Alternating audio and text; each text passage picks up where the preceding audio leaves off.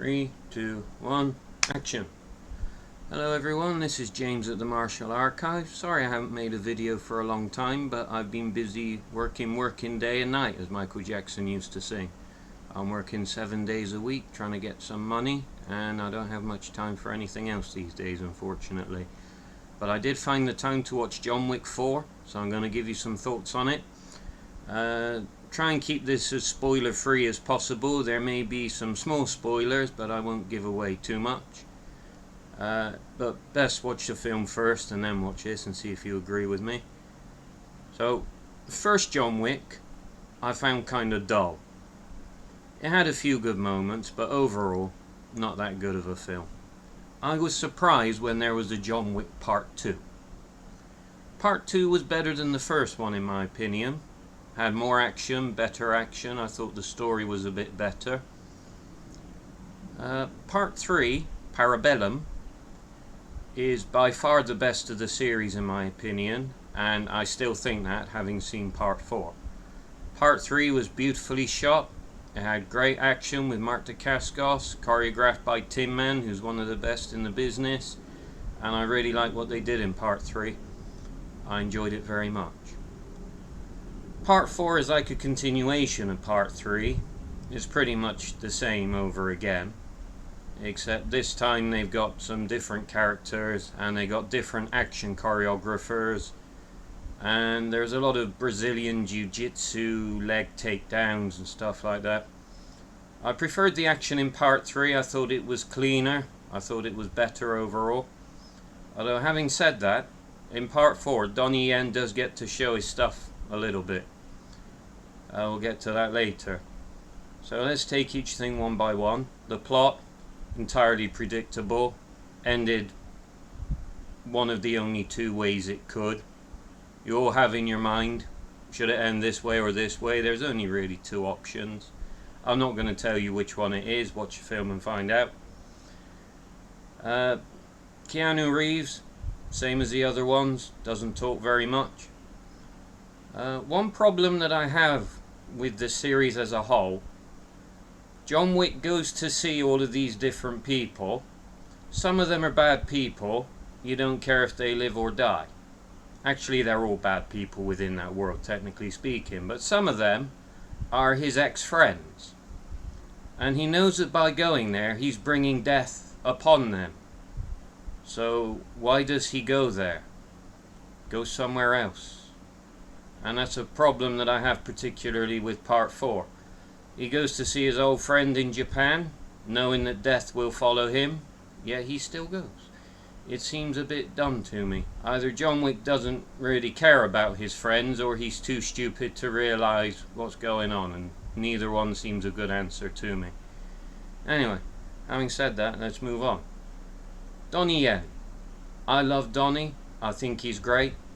I've seen almost all his films. I think there's one or two that have passed me by. Since he sold out and went to America, his part in Star Wars was rubbish. But in that he was a blind guy using the Force. If the Force is all it's supposed to be, it kind of makes sense. Making him blind in John Wick seemed pointless and stupid to me. I very much enjoyed the film Blind Fury with Rutger Hauer. It's a good film, but him being blind is stupid. The Zatoichi the Blind Swordsman films from Japan, I enjoy parts of them, but him being blind is stupid. Blind people cannot sword fight. I know it's a movie, you're supposed to suspend your disbelief, but every time someone tries that, I just think it's dumb. Having said that, Donnie does get some good action, although very short spurts, sadly. There's no long Donnie sequence. But he does get a few small spurts which are very good. He has a very quick sword fight against Sanada, which is one of the highlights of the film for me. Sadly, it's only 10 seconds, but it almost captured the Hong Kong of the 80s adrenaline rush that I'm always seeking when I watch these films. And he does get a bit of a fight at the end on the steps. I'm not going to say any more than that. That was quite good too. Donnie pretty much steals every scene he's in. and I think having him as a small character who comes in here and there was a bad thing. I think he should have been in the film a lot more, because he was the best thing in the film, frankly speaking. Every scene he's in is the best part of the film. Right? It's nice to see Sanada doing something again. He doesn't do anywhere near as much as he should. He's a great actor, and I love seeing him anytime he's on screen. Scott Adkins was in there. I didn't even realise it was him until I read his name. Like, oh, that was him. It was quite surprising to me. They made him up very well. But Adkins doesn't get any action in this film. And I feel that getting Scott Adkins to be in your film and then not have any fighting to do whatsoever is kind of a waste.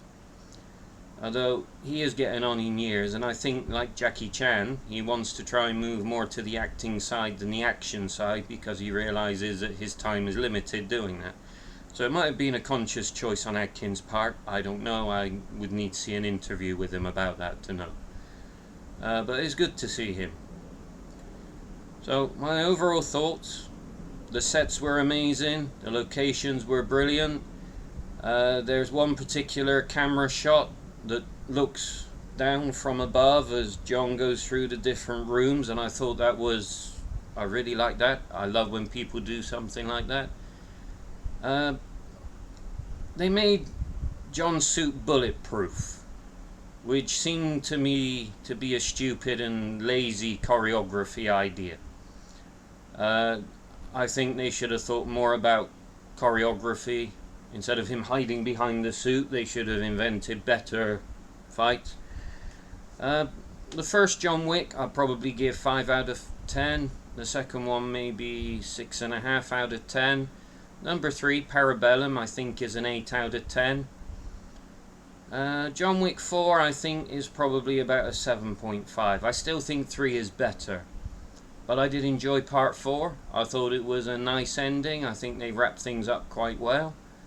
Always great to see Ian McShane. He's starting to look as old as he is, sadly, but great actor. I've loved him since the days of Lovejoy. He's always awesome in everything he does. And see Lawrence Fishburne there again. Again, sadly not enough. I wish he was in it more. They have all these great actors, and they're just in and out, and they're gone. And it's a bit of a waste, really. With a cast as good as they have, it would have been nice to see them do more. One nice surprise was the young Asian girl who plays Sanada's daughter in the film. She's got a very brief fight scene, but she gets to show off a few good moves. I don't know if it was her or a stunt double, but it looked like her, and she was quite good. It seems to be her first film, and I look forward to seeing more of what she can do in the future. So, all in all, if you like action films, if you like John Wick, you should absolutely see it. Go and watch it now. Thank you for watching. Please like and subscribe if you haven't already. I'll try and do another video soon if I can find the time. Bye for now, everyone. Have a nice day and enjoy the film.